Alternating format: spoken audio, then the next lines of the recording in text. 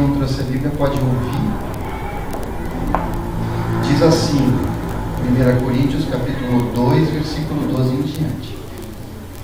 Mas nós não recebemos o Espírito do mundo, mas o Espírito que provém de Deus. A palavra mundo aqui significa cosmos em desgaste, vamos dizer assim. Um mundo que perece, né? Então nós não recebemos o Espírito do mundo, mas o Espírito que provém de Deus, para que pudéssemos conhecer o que nos é dado gratuitamente por Deus, as quais também falamos não com palavras de sabedoria humana, mas com as que o Espírito Santo ensina, comparando as coisas espirituais com as espirituais. Ora, o homem natural, repita comigo, homem natural, não compreende as coisas do Espírito de Deus, porque lhe parecem loucura, e não pode entendê-las, porque elas se discernem espiritualmente. Mas o que é espiritual, repita comigo, espiritual, discerne bem tudo, e ele de ninguém é discernido, porque quem conheceu a mente do Senhor, para que possa instruí-lo? Mas nós temos a mente de Cristo. E eu, irmão, não vos pude falar como a espirituais, mas como a carnais, como a meninos em Cristo. Com leite vos criei, e não com manjar, porque ainda não podíamos, nem tampouco ainda agora podeis, porque ainda sois carnais. Pois, havendo entre vós inveja, contendas e dissensões, não sois porventura carnais? E não andais segundo o homem, repita comigo, homem carnal. Homem carnal. Porque dizendo um, eu sou de Paulo, e outro, eu de Apolo, porventura não sois carnais?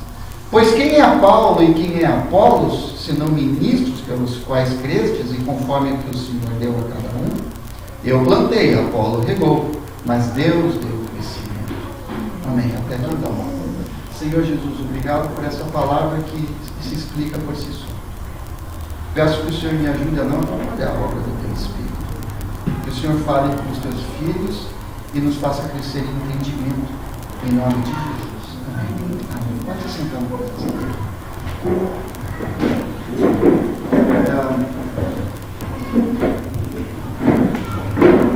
O texto aqui está falando de 3 tipos de crente, né? 3 tipos de pessoas. Primeiro que ele menciona, ele fala de um homem espiritual. E eu gostaria que cada um procurasse se identificar com uma dessas 3 pessoas. Ele começa falando do homem espiritual, que é o homos pneumáticos, né? Que é aquele homem que a Bíblia fala que fez o download, né? Fez a viagem, aquele que mergulhou na loucura, porque vamos combinar, né? A palavra de Deus diz que crer em Jesus é loucura, né, para os sábios e escândalo para os judeus, né, que eram os crentes da época. Crer em Jesus é uma grande loucura. A gente não consegue acessar o conhecimento de Deus a partir da lógica, da matemática, da psicologia, da antropologia, do curso superior. A Bíblia diz que Deus confundiu as coisas sábias e deu sabedoria às coisas todas, vamos dizer assim. Jesus veio para confundir mesmo, porque a gente não tem como a gente entender as coisas espirituais pela via humana. Não tem como a gente crer em Jesus porque parece loucura. Tem que o Espírito Santo fazer algo dentro da gente. Alguma coisa acontece dentro da gente não sabe explicar. Quando eu vejo um ateu falando que a religião é um grande delírio, uma loucura, eu digo, você tem razão. Não, você tem razão. Não, mas você é um louco, é verdade, tudo de pedra, varrido. Porque tudo isso é uma grande loucura, porque é impossível a gente acessar as coisas espirituais pela matemática, pela psicologia, pela história, pela parapsicologia. A gente não acessa essas coisas. A gente tem que receber do Pai o que a Bíblia chama de revelação. Quando o nosso espírito acessa a Deus pelo Espírito sendo equivocado, às vezes por caminhos, por doutrinas, isso e aquilo, igrejas, pastores, ou qualquer linha religiosa, não importa. A verdade é que quando o Espírito Santo entra na vida da gente, alguma coisa diferente acontece. Esses, a Bíblia chama que são pessoas espirituais, porque elas entendem a Deus, a partir do ouvir da palavra de Deus, a partir da fé, a partir de algo de sobrenatural que aconteceu com o nosso espírito. Essas são as pessoas espirituais. Elas começam a discernir as coisas, já não começam mais a agir conforme a vontade da carne, já não começam mais a agir conforme o próprio impulso. Ela sente que dentro dela existe um plus que vai além da minha mente, que vai além das minhas heranças de família, vai além de tudo isso. Você sente que você é um espírito, você sente que é inteiro.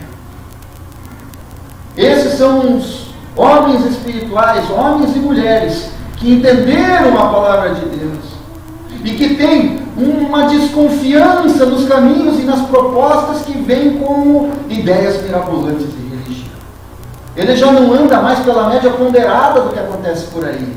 O homem espiritual, ele não vai em qualquer vento de doutrina, ele não confia em qualquer pregação eloquente, ele está sempre alerta e começa a comparar as coisas espirituais com as espirituais. Ele pega uma coisa espiritual, eu vou usar aqui a escritura bíblica, né? Isso aqui realmente é espiritual. Então ele crê nisso aqui e ele compara se esse evento aqui tem a ver com a Bíblia. Todo homem espiritual é solitário. Eu vivo com a minha família, eu tenho uma esposa e 2 filhas, mas eu sei que o meu caminho é individual. Deus me deu uma atribuição para cuidar e amar da minha esposa e das minhas filhas. Mas o meu caminho com Deus é espiritual. Eu já não me desvio para lá e para cá, eu já não abro mão de Jesus, não tem como isso acontecer. Eu já fiz o caminho da loucura e muitos de vocês aqui já fizeram e não tem volta. A fé em Jesus é um caminho solitário. É um homem espiritual, do qual muitos de vocês aqui já se conhecem. Mas ele também fala de um outro homem, que é o homem natural. O homem natural é aquele que ainda está tentando acessar a Deus pela via natural. Ele está tentando acessar a Deus pelo conhecimento, pela sua biblioteca, pelos seus estudos, confiando na sua sabedoria, no acúmulo de informações da vida. É o homo psíquicos, a Bíblia fala que é um homem, aquela mulher que ele pensa que acessa a Deus pela via do sentimento, pela via dos arrepios. Eu senti um arrepio, então foi Deus. Ele vai, mas ao mesmo tempo que ele sente o arrepio aqui, ele vai numa meditação hindu e também sente o mesmo arrepio. Então ele sente que é uma evolução. Onde quer que ele vai acessando a Deus, tentando acessar a Deus pela via do conhecimento. Faz 3 faculdades, mestrado em um monte de coisas. É uma pessoa agradabilíssima. Você conversa com ela, é maravilhoso, ele tem muito conhecimento para você. Mas ainda ele está pelo homem almático, ele vai pela via da alma e do conhecimento. Esse é o homem natural.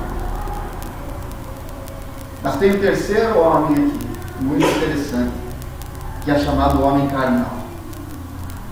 Esse ainda é um ser que é mais ou menos o híbrido dos dois.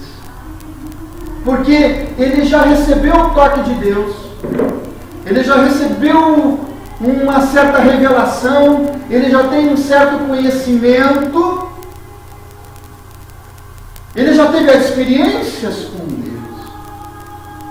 Ele parece espiritual, mas não é. Não é. Porque aqui, homem carnal, ânimas carnais, esse homem é um homem, a tradução é boneco de carne, que está mais parecido com a ideia de uma criança. E mais para frente nós vemos que ele diz: com leitinho eu tive que tratar você. Então esse é aquele crente que precisa de uma boa campanha de prosperidade. Esse é aquele crente que precisa fazer as 7 batidas na porta da graça. Esse é o crente que precisa ir naquele grande ajuntamento do grande evangelista. Esse é o crente que ano após ano depende da vida espiritual dos outros. O homem carnal, ele é uma criança. É uma criança que ele não consegue decidir sem consultar a profetisa daquela igrejinha no interior de não sei de onde.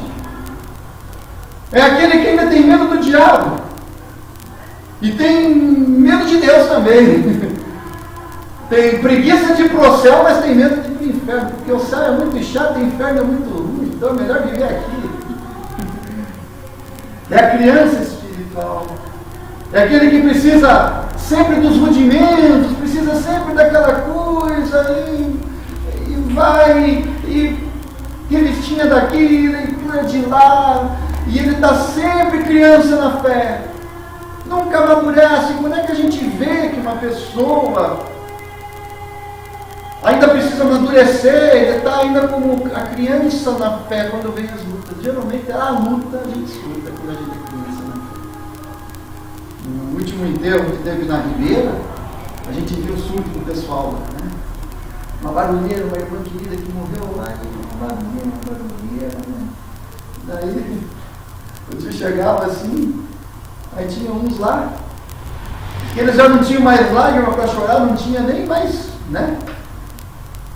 Eles vinham, o tio, eles começavam a chorar. O tio saía, eles... café. O tio chegava. O tio saía. Né? Quando chegava o corpo, aquela barulha. Daqui a pouco todo mundo queria. Daqui a pouco chorava todo mundo de volta.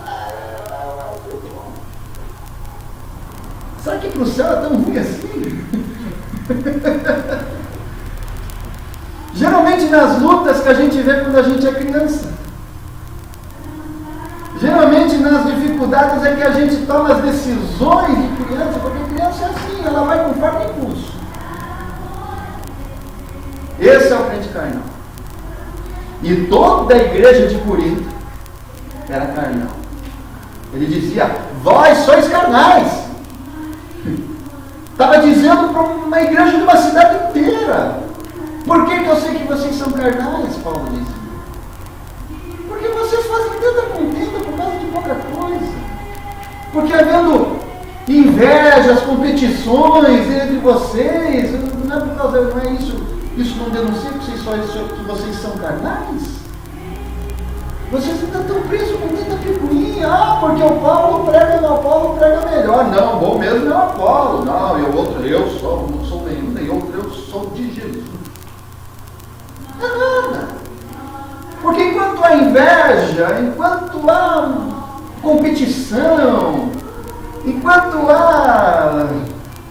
Aqui ele dá uma listinha, porque ainda sois carnais, pois havendo entre vós invejas, contendas, dissensão vem da separação de sensações, quer dizer, os sentimentos nunca são iguais, enquanto um está feliz, o outro está muito triste. Não sois porventura carnais e não andais segundo os homens? E Paulo faz umas reclamações, dizendo, olha, o pregador já plantou, eu reguei, ou vice-versa, tanto faz, Jesus Cristo não está dividido, Jesus Cristo é um só.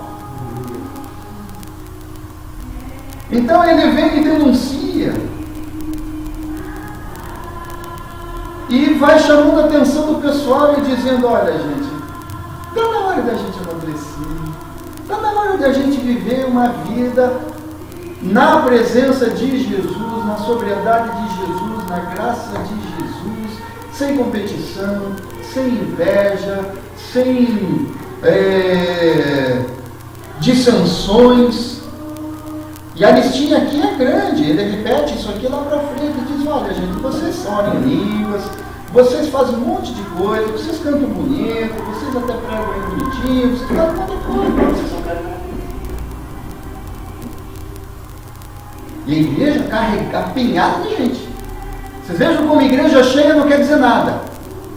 Igreja de Corinto era apinhada de gente. Pentecostal. Graçava dons espirituais para todo lado. Acontecia várias coisas. Muita coisa genuína, muito fake também. Né? Muita coisa verdadeira, muita presepada também. Né? Tinha gente já chamando Jesus de Genésio, dizendo que Jesus era maldito no meio da profecia. Olha, gente, você tem que parar com isso. Vocês são muito carnais, por isso que fizemos o retiro, né? Sobre dons espirituais. Para a gente amadurecer dessas coisas. Para a gente não se apoiar nos dons espirituais. Porque o mais importante é o quê? O amor. O amor está acima de todas essas coisas. Nós fizemos o retiro para não cair na armadilha da carnalidade. Para não repetir o erro que aconteceu em Corinto. Para nós termos os dons, mas termos com sabedoria, com sobriedade, com graça, com unção, com amor. Foi esse o grande objetivo do retiro. Dessa caminhada que nós fizemos. Quem foi abençoado pelo retiro? Diga. Amém. Graças a Deus. Que Deus te abençoe cada vez mais. Então, em que classe de gente nós estamos? Cada um hoje está convidado a pensar. Leva para casa esses 3 planos aí. O homem natural, o homem carnal e o homem espiritual. Qual dos 3 nós estamos inseridos? Qual dos 3? Fica a pergunta. E o que nós vamos fazer a respeito? Se eu ainda sou um homem natural, ainda fico tentando acessar a Deus pela via da psicologia, da antropologia, da leitura, dos sentimentos da psicologia, e fico nesse caminho, eu preciso avançar, eu preciso ser um homem espiritual. Se eu sou carnal, se eu sou um homem carnal e vivo andando atrás de profecias, e sentimentos, e moveres, e ventos de doutrina, e aqui é legal, aqui não é legal, então está na hora de amadurecer. Sabe, irmãos, quem que aqui tem filhos? Levante a mão. Olha, a gente reclama, né? Quando a gente olha as fotos de quando eles eram pequenos, não é verdade? Poxa, que saudade. Bate uma nostalgia, né? Nossa, você olha aquilo. Nossa, eram pequenininhos, agora estão tudo casados. Ou está crescendo. Ou os que têm filhos pequenos lembram quando era bebezinho. E a gente vai sentindo aquela saudade. Mas nós temos que admitir que é melhor sentir saudade pelo desenvolvimento do que pelo não desenvolvimento. Não é verdade? Você não quer que o teu filho avance na escola, cresça, tenha a família dele? Não é bom? Assim é Deus conosco também. Ele quer que a gente avance. Ele quer que a gente melhore. Ele quer que a gente cresça em entendimento. Ele quer que a gente amadureça. Quem quer ter filhos maduros, diga assim, amém, Jesus. Amém. Não é uma bênção? Não é uma bênção você se tornar um avô? Daqui a pouco eu estou nessa fila, gente, é rápido. Eu tenho uma filha de 15 anos, daqui a alguns natais ela vai ser maior, daqui a outros natais ela vai estar formada, se Deus assim o permitir, daqui a alguns outros anos ela vai estar casada. Eu vou receber um filho, uns 2 genros estão vindo aí. E eu quero vê-los crescer. E é natural que eu envelheça um dia. E é natural que um dia eu faleça. Normal. Eu não quero ficar aqui para sempre. É natural. Assim Deus quer que nós amadureçamos todos. Sendo sóbrios na fé. Constante. Perseverante. A Bíblia diz que nós somos salvos pela nossa perseverança. O que persevera receberá a coroa da glória de Deus. Tem que começar um caminho e seguir nele. Com os erros, com os acertos, com os equívocos e com as coisas boas que acontecem na vida. Mas nós temos que crescer. Não podemos ficar criança a vida inteira. Nós temos que mergulhar nesse conhecimento espiritual de Deus. Nós temos que aprender com a palavra. Nós temos que aprender com a vida. Nós temos que aprender com os erros dos outros. Nós temos que aprender também com os nossos próprios erros. Às vezes a gente fala, não, é melhor aprender com os erros dos outros, porque isso é sabedoria. Aprender com os próprios erros é inteligência, né? Para quem aprende a lição, para quem insiste no erro é burrice, né? Mas enfim, o importante é crescer. Nós temos que crescer de alguma maneira. Nós temos que aprender a discernir o que é do que não é, comparar as coisas espirituais do que não é espirituais. Sabe como eu vejo quando uma pessoa é madura? Por aquilo que ela dá valor na vida. Sempre que uma pessoa faz o teste, começa a perguntar para essa pessoa do que ela gosta, o que ela acha legal na vida. Começa a perguntar para essa pessoa como é que ela enxerga determinadas situações. Se ela falar, eu acho maravilhoso a Ferrari,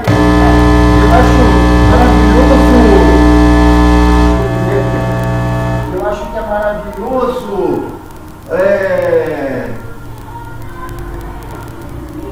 a minha casa, eu acho maravilhoso o meu ministério, eu acho maravilhosa a construção da minha igreja, eu acho maravilhoso o meu terno, eu acho maravilhoso, obrigado, maravilhoso minha posição social, o meu diploma. Essa pessoa ainda está no caminho de uma criança. Precisa crescer. A maturidade em Deus está nas coisas espirituais, nas coisas sublimes. Se você tem prazer, eu gosto de ver os meus filhos crescerem. Eu gosto de ver o desenvolvimento espiritual das pessoas que estão do meu lado. Eu me alegrei porque uma pessoa se desenvolveu. Veja aquilo que ela gosta. E você vai saber se essa pessoa é madura ou não.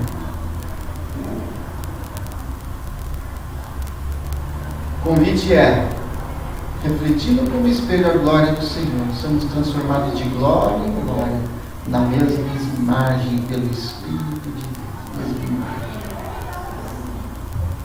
Agora que muitos aqui estão num caminho de crescimento espiritual, estão conhecendo dons espirituais, mantenha a maturidade. Vai crescendo. Aprenda com os erros dos outros. Aprenda com os próprios erros, se for preciso. Porque quando a gente não aprende com os erros dos outros, não aprende a discernir o que aconteceu com os outros, a gente fatalmente vai ter que aprender com os próprios erros. Se for assim, amém também. O importante é crescer. O importante é não ficar a vida inteira criança. A gente precisa sair do leite. Eu vejo algumas mães que amamentam um filho até os 4 anos de idade. Não é uma coisa engraçada? Eu tinha matinhas que faziam isso, era um escândalo. Vinha criancinha andando aqui, minha mãe assim. Era uma coisa esquisita, não combina. Era uma coisa que eu estar aqui chupando chupeta. Não combina, fica feio. A gente precisa crescer. Deixa Jesus ser teu professor, né? Deixa Deus ensinar. Deixa as tribulações ensinarem.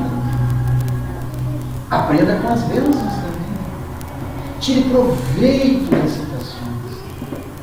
Não fique estagnado. Cresça na fé. Cresça em Jesus. Essa é a mensagem que eu quero deixar para você. Eu creio que todos aqui estão crescendo. Não pare. Não pare. Seja maduro, seja um homem de Deus, seja uma mulher de Deus. Deixa Ele edificar a tua vida. Sabe, uma pessoa madura na igreja é uma bênção, ela amadurece todas as outras, que todos nós sejamos maduros na fé. Nós temos que aprender a viver. Temos que aprender a viver a vida como ela é. Sem fantasias, sem expectativas exageradas, mas construindo a vida com sobriedade, com o pé no chão, acordando de manhã, agradecendo a Deus por todas as coisas, e você vai ver a glória de Deus.